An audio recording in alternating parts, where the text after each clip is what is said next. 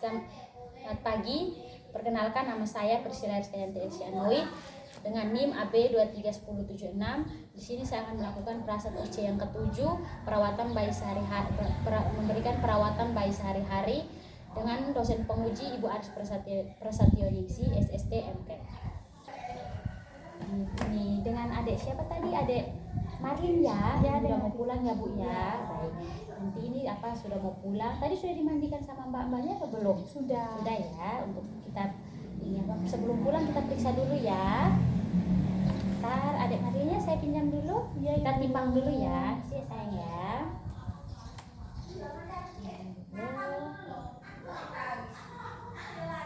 Beratnya 33 ya.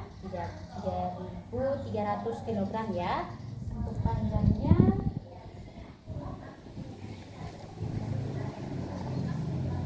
48 ya adik ya. Nanti minta mbak-mbaknya dipedong lagi ya. Kasih. Untuk suhunya juga tadi normal. Baik, saya jelaskan lagi. Ada perempuan, ada Marlin, ini perempuan, ini lahirnya spontan. Untuk jahitannya juga tidak ini ya Bu, tidak sakit ya. Tidak sakit lagi ya. Oke. Nanti untuk jahitannya nanti dijelaskan sama mbak-mbaknya lagi ya. Terus untuk berat badannya tadi 33 kg. Normal ya Ibu? Iya, normal. Untuk panjangnya 48 cm. Untuk ini suhunya normal 36,8 ya tadi ya. Baik. Nanti sebelum pulang saya jelaskan sedikit untuk perawatan adiknya di rumah ya. Untuk nanti mandinya bagaimana, untuk popoknya bagaimana, susunya bagaimana ya. Yang pertama, izinkan saya cuci tangan dulu ya Bu ya. Kita lakukan cuci tangan 6 langkah. Baik, selanjutnya ini untuk saya jelaskan sedikit untuk pemberian ASI. Untuk ASInya itu diusahakan 6 bulan ya Bu. Untuk ASInya itu tidak boleh ditambah dengan sufor, formula ataupun MPASI-nya juga jangan dulu ya. Jadi full 6 bulan itu menggunakan ASI dari ibunya sendiri. Tapi misalnya jika ASInya memang belum keluar atau bagaimana, bisa dibantu menggunakan pompa. Kan sekarang sudah ada pompa itu untuk pompa ASI, lalu diberikan. Untuk penyimpanannya itunya juga hanya bisa disimpan 20 menit atau 1 kali 24 jam dari mulai dipompanya ASI tersebut. Lalu untuk pemberian ASI itu paling sedikit 8 kali per hari.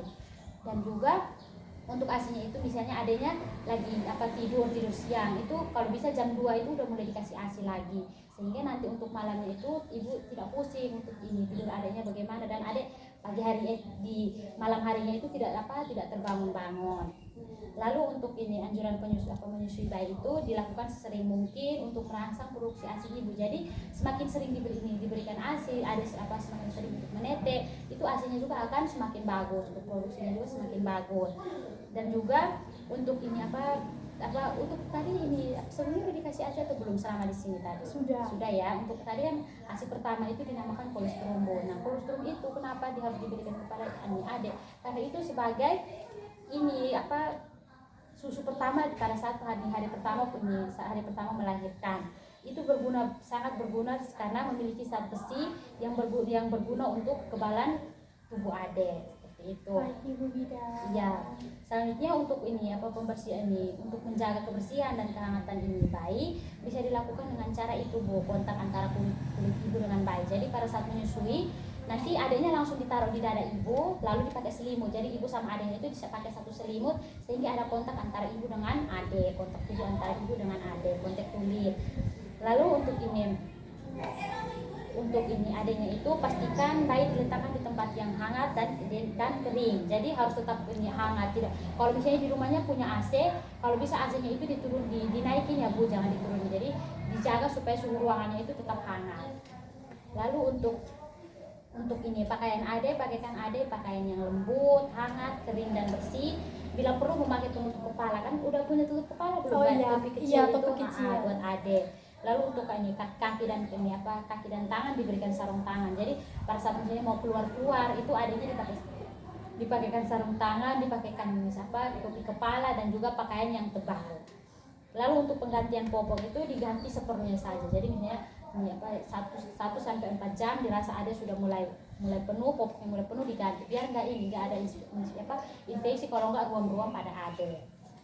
Lalu untuk ini apa, perabaan telapak tangan bila terasa dingin, misalnya adanya apa, misalnya pada saat ibu lagi menyusu terus adanya dipegang tangannya dingin, itu dipegang, diusap-usap, kalau nggak dimasukin ke ini apa, dikekep kayak gini loh Bu. Jadi adanya ditidur dipegang kayak gini biar nggak Gini ya Ibu? Iya betul.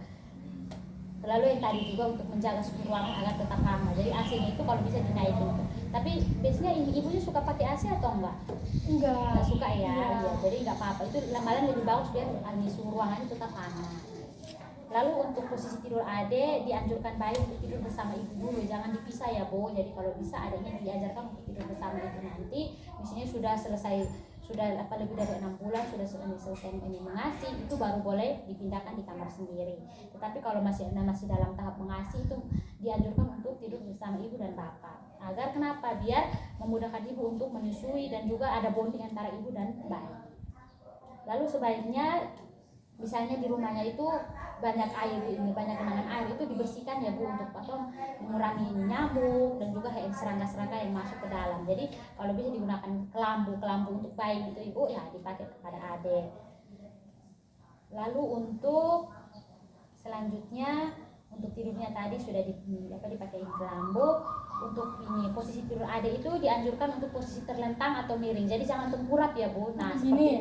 Begini. Misi ya Bu, saya pinjam adanya sebentar. Nah, untuk posisi adanya itu tidurnya seperti ini dan miring. Tapi kan ini adanya masih kecil, jadi di tengkurapan saja. Jadi selalu diperhatikan 1-2 jam pada saat ade tidur itu diperhatikan biar tidak ada, takutnya kan ini adanya kan suka megang-megang bantal terus ditutup ke muka, kan takut adanya sesak napas seperti itu. Lalu untuk ini untuk posisi tidurnya juga kalau bisa dia ini awasi ya Bu. Jadi jangan membiasakan adik untuk tidur sendiri, karena takutnya itu seperti yang sudah saya jelaskan tadi, takutnya ada bantal ataupun hewan apa seperti kan kita tidak tahu kan Bu. Di rumah punya peliharaan kucing nggak Bu? Punya peliharaan itu malah juga lebih tidak berbahaya, tetapi dijaga agar tidak saling menyakiti antara adik dan kucing seperti itu. Lalu untuk perawatan tali pusatnya perawatan tali pusat untuk ibu itu mohon maaf untuk adik itu bisa dilakukan yang pertama itu mencuci tangan. Sesudah mencuci tangan berarti itu kita bersihkan tangan dulu ya. Untuk yang mau mengasuh itu cuci tangan sebelum dan sesudah perawatan tali pusat. Untuk perawatan tali pusatnya itu dibungkus, jangan membungkus ya Bu. Ini tali pusatnya itu tapi jangan dibungkus, terus tidak perlu oles apapun kayak bedak atau apapun tidak perlu, karena takutnya ada infeksi atau ruam-ruam Bu nanti. Jadi dibiarkan saja tetap kering, terus tidak boleh lembab untuk tali pusat. Jadi perhatikan terus setelah mandi itu kalau bisa ditep-tep menggunakan kain bersih, kain kering bersih itu ditep-tep agar tidak lembab untuk tali pusatnya ada. Lalu jika tali untuk ini popoknya itu tidak boleh sampai di atas tali pusat ini Ade. Jadi cukup di bawah tali pusat saja untuk menjaga agar tidak terkena infeksi antara tali pusat dan antara popok dan tali pusat. Lalu untuk tali pusatnya itu dijaga tetap kering, tetap bersih sampai tali pusat mengering, dan untuk pelepasan tali pusatnya sendiri tidak perlu dibantu untuk lepas. Nanti dilepas sendiri. Ya, nanti akan terlepas sendiri, itu nanti akan terlepas sendirinya. Setelah itu untuk jika tali pusat adiknya kotor, baik saya lanjutkan tadi nanti untuk ini tali pusat, misalnya tali pusat adik kotor itu bisa dibersihkan menggunakan air bersih saja ya Bu, tapi dengan hati-hati sehingga tidak kan tadi untuk perlepasan tali pusatnya itu kan terlepas sendiri, jadi tidak usah dibantu untuk perlepasan. Terus nanti untuk membersihkannya itu bisa menggunakan air bersih. Nanti airnya itu pertama-tama direbus dulu Bu, direbus sampai mendidih, airnya mendidih, lalu didiamkan, ditutup agar tidak ada debu atau serangga yang masuk. Itu bisa digunakan untuk membersihkan, lalu dikeringkan menggunakan air bersih lagi. Lalu ini misalnya perhatikan jika ada infeksi pada tali pusat ada itu, contohnya kemerahan di sekitar tali pusat, tampak bernanah dan sampai berbau, itu bisa dibawa ke fasilitas kesehatan untuk dilakukan pembersihan atau tindak lanjut selanjutnya ya. Selanjutnya untuk mengukur suhu tubuh ada bisa digunakan menggunakan termometer. Jika suhunya dirasa suhu tubuh ada meningkat, itu bisa dicek. Misalnya kalau sudah mencapai demam, itu bisa dibawa ke sini ya. Dan untuk kompresnya itu bisa menggunakan kompres dingin saja, tidak perlu menggunakan kompres hangat, dan diberikan ASI.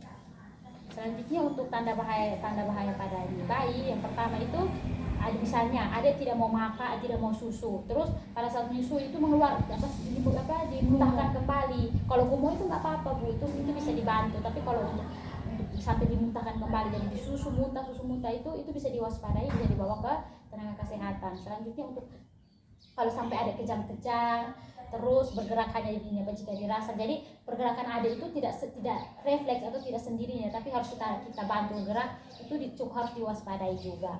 Lalu untuk napas adik, misalnya napas adik cepat-cepat kayak napas terngap-ngap itu juga perlu diwaspadai, atau napasnya lambat. Terus tarikan dada yang sangat kuat, jadi kan bernapas cepat akhirnya mengakibatkan tarikan dada yang semakin cepat. Dan juga misalnya adik merintih, terus teraba demam atau teraba dingin, keluar nanah pada mata, lalu pusar kemerahan meluas sampai daerah perut, terus diare, tampak kuning pada telapak tangan dan kaki, itu bisa dibawa ke tenaga kesehatan untuk kita periksa dan kita lakukan tindakan selanjutnya ya Bu. Baik Ibu. Dan untuk ibunya juga untuk makannya itu dijaga, ya protein, karbohidrat, terus untuk ASI itu untuk memperlancar ASI bisa menggunakan itu sayuran katuk ya Bu, dibuat benih ditambah jagung atau kacang hijau itu bisa. Kalau susu saya kurang lancar gimana ya? Seperti yang bisa tadi juga. Itu bisa dipakai. Terus jadi ada pada saat menyusu ada nggak mau susu atau ada pembengkakan itu bisa dipakaikan kompres. Baik. Ini sudah saya lakukan penjelasan, mungkin ada yang mau ditanyakan lagi? Ya, sudah mengerti ya. Nanti untuk pengurusan selanjutnya bisa sama mbak-mbaknya lagi ya. Baik Ibu, terima kasih, saya pamit dulu ya. Nanti untuk ini bisa ke mbaknya. Baik Ibu. Ibunya sehat-sehat ya, adik sehat ya. Sekian dan terima kasih, selamat pagi.